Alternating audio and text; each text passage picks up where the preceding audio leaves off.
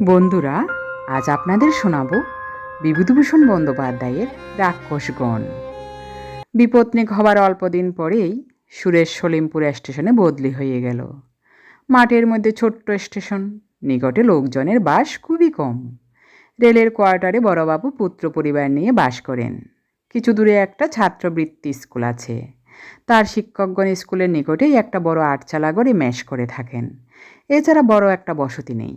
বিকেলের ট্রেনখানা রওনা করে দিয়েই সুরেশ স্কুল মাস্টারের মেসের বাসায় তাস খেলার আড্ডায় যায়। সন্ধ্যা 7টার সময় ডাউন যাত্রী গাড়ি আসবার পূর্ব পর্যন্ত সেইখানেই থাকে। পরে খানিকক্ষণ স্টেশনের কাজকর্ম করবার পর রাত্রি 9:30টায় শেষ গাড়ি রওনা করেই নিজের কোয়ার্টারে ছোট্ট ঘরটিতে ফিরে এসে ওবেলার রাখা বাসি রুটি তরকারি খাওয়ার পরে সারাদিনের কর্মক্লান্ত শরীরটাকে নিঃসঙ্গ শয্যায় লুটিয়ে দিয়ে আপন মনে কত কথা ভাবে। ব্রাঞ্চ লাইনের স্টেশন।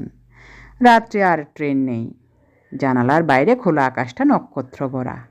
একটা মাদার গাছের ডালপালা গড়াদের গায়ে এসে টেকেছে।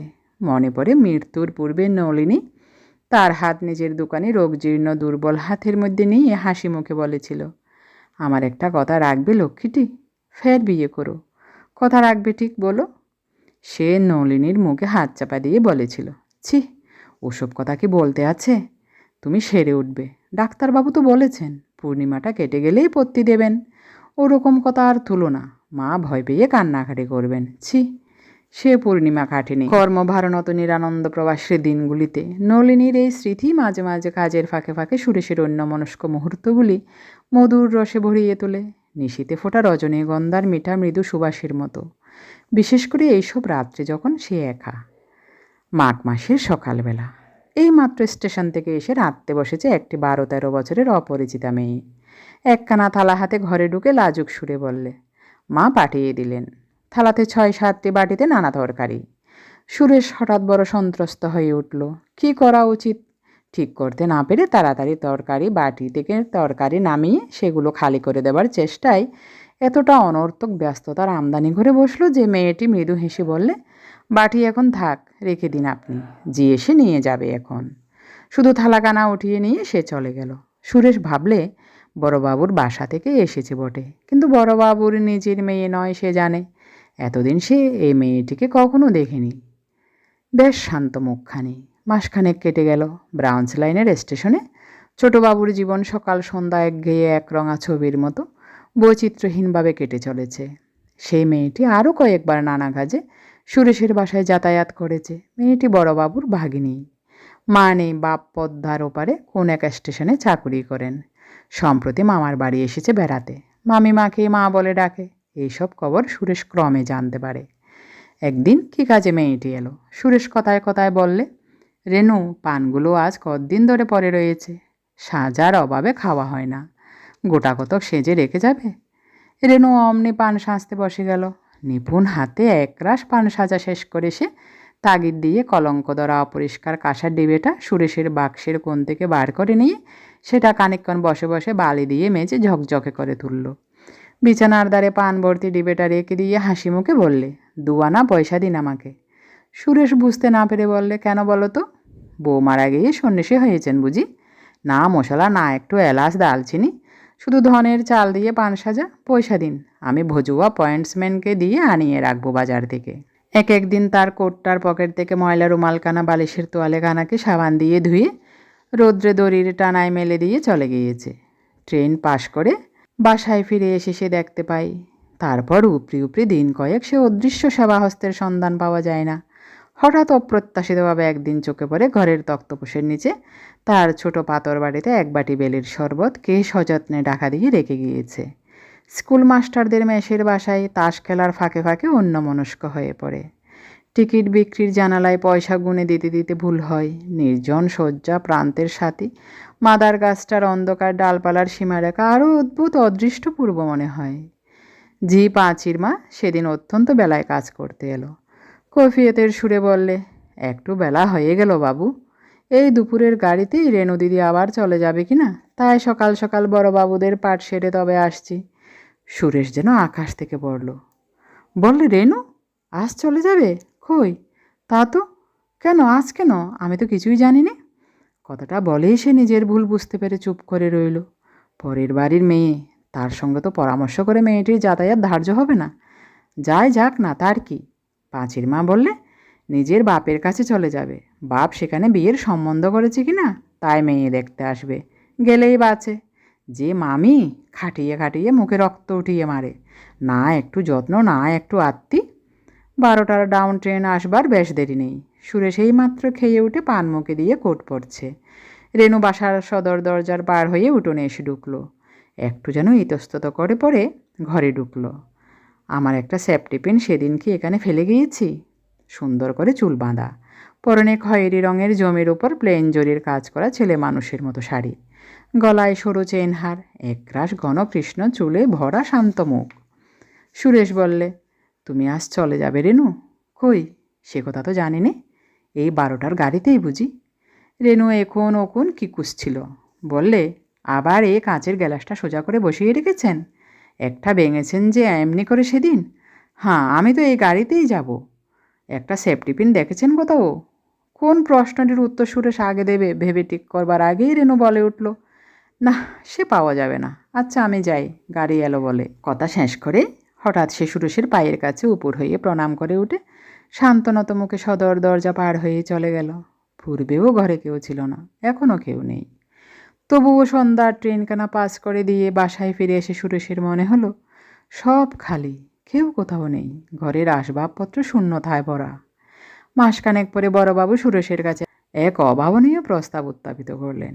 সে তার ভগ্নিপতির সগর, বিশেষত রেনু মেয়েটিকে সে অবশ্যই দেখেছে। সংক্ষেপে রেনুর সঙ্গে তার বিবাহের প্রস্তাব।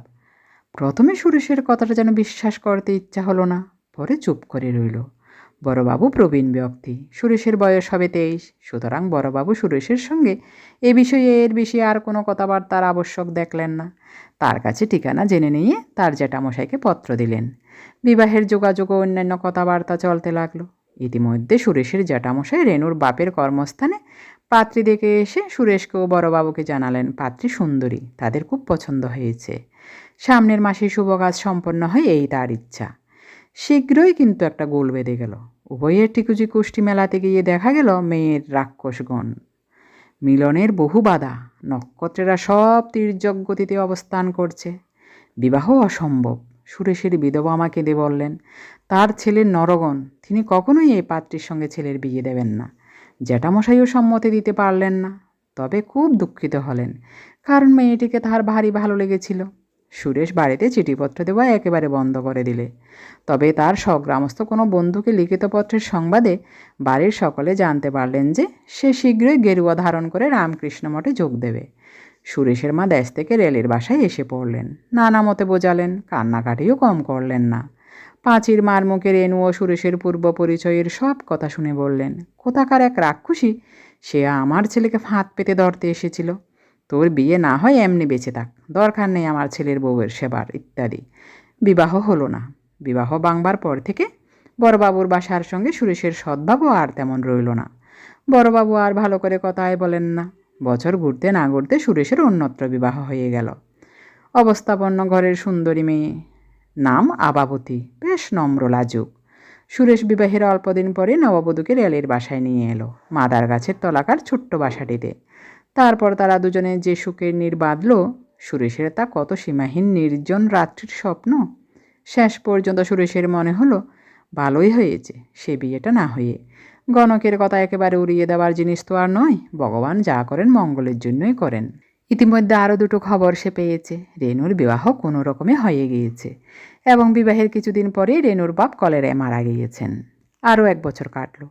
আবাবতী শুধু যে দেখতে সুন্দরী তা নয়, তার আয়পয়ও যে খুব ভালো তার প্রমাণও শীঘ্র উপস্থিত হলো।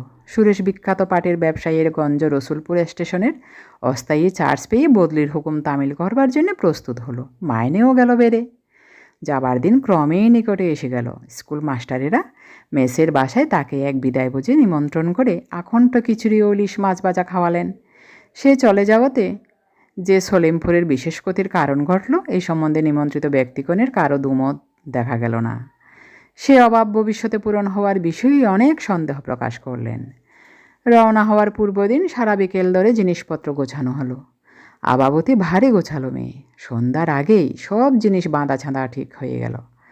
মায়ের ট্রাঙ্ক বন্ধ করার আগে স্বামীর আয়না, চিরুনি, পানির ডিবিটি সকলের উপরে রাখা পর্যন্ত, পাছে বা কখনো পথে দরকার হয়। সকাল 9:30 ডাউন যাত্রী গাড়ি স্টেশনে এসে লাগলো। ছোট্ট স্টেশন, বেশিক্ষণ গাড়ি দাঁড়ায় না। যাত্রীর দল কে কার ঘাড়ে পড়ে এইরকম অবস্থায় ওঠানামা করছে। সুরেশ স্টেশনের কুলিদের সাহায্যে মালপত্র ওঠানোর ব্যবস্থা করে দিয়ে স্ত্রীকে মেয়ে কামরায় তুলে দিতে গেল। মেয়ে গাড়ির সামনে প্ল্যাটফর্মের কৃষ্ণচূড়া গাছটার তলায় এইমাত্র একটি অল্প বয়সী মেয়ে গাড়ি থেকে নেমে দাঁড়িয়ে সম্ভবত মালপত্র নামাবার অপেক্ষা করছে। সঙ্গে একজন প্রৌঢ়া একটি ছোট্ট ট্রাঙ্ক ও একটা বড় বোসকা নিকটে নামালো। সুরেশ হঠাৎ থমকে দাঁড়িয়ে গেল। আরেকবার ভালো করে চেয়ে দেখলে, না, তার ভুল হয়নি, ঠিকই দেখেছে সে। সরুপার ধুতি পরা, হাত খালি, মাথায় আদ্রুক্ষ চুল, বিধবা বেশে রেণু। সুরেশ সেখানে আর দাঁড়াতে পারল না, দিশেহারাভাবে এসে নিজের গাড়িতে উঠল। রেণু সম্ভবত তাকে দেখেনি, তার চোখ অন্যদিকে ফেরানো ছিল। সুরেশের সারা শরীর দিয়ে কি যেন একটা ঝাঁঝ বেরোচ্ছিল। নিজের কতকটা অজ্ঞাতসারে তার মনে হলো, উফ, কি বেঁচেই গিয়েছি।